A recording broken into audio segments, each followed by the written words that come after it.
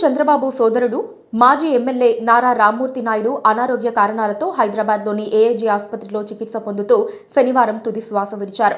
ఆయన పార్థివ దేహాన్ని ఆదివారం ఉదయం బేగంపేట ఎయిర్పోర్ట్ నుంచి రేణిగుంట విమానాశ్రయానికి తరలించారు.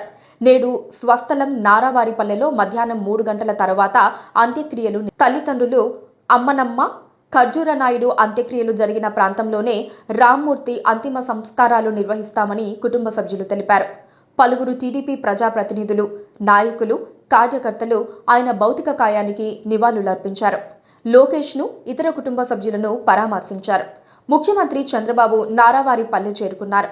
మహారాష్ట్ర గవర్నర్ రాధాకృష్ణ కూడా చేరుకున్నారు.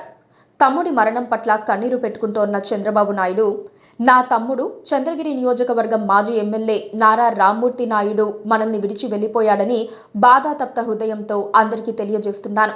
రామ్మూర్తి నాయుడు ప్రజా జీవితంలో పరిపూర్ణ మనసుతో ప్రజలకు సేవలు అందించిన నాయకుడు. మా నుంచి దూరమైన మా సోదరుడు మా కుటుంబంలో ఎంతో విషాదాన్ని నింపాడు. ఆయన ఆత్మకు శాంతి కలగాలని కోరుకుంటున్నాను అంటూ చంద్రబాబు నాయుడు ఎక్స్లో పేర్కొన్నారు.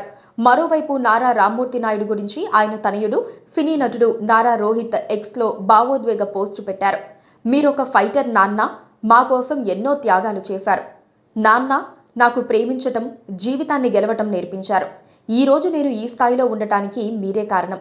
ప్రజలను ప్రేమించటంతో పాటు మంచి కోసం పోరాడాలని చెప్పారు. మీ జీవితంలో ఎన్నో కష్టాలున్నా అవి మా దరి చేరకుండా పెంచారు. నాన్న, మీతో జీవితాంతం మర్చిపోలేని ఎన్నో జ్ఞాపకాలు మాకున్నాయి. నాకు ఏం చెప్పాలో తోచటం లేదు. బాయ్ నాన్న అని నారా రోహిత్ ట్వీట్ చేశారు.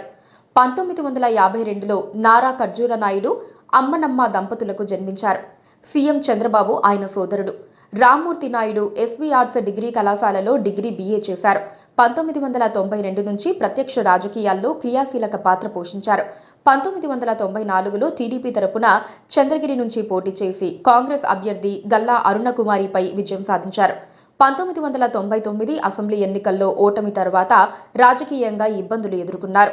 2003లో ఢిల్లీలో అప్పటి కాంగ్రెస్ అధినేత్రి సోనియా గాంధీ సమక్షంలో రామ్మూర్తి నాయుడు ఆ పార్టీలో చేరారు. కాంగ్రెస్ హైకమాండ్ 2004లో శ్రీకాళహస్తి నుంచి పోటీ చేయాలని ఆదేశించడంతో విభేదించారు.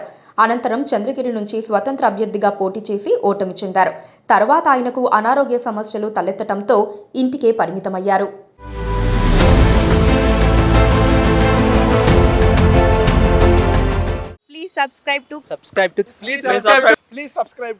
Please subscribe to KTV Telugu. KTV Telugu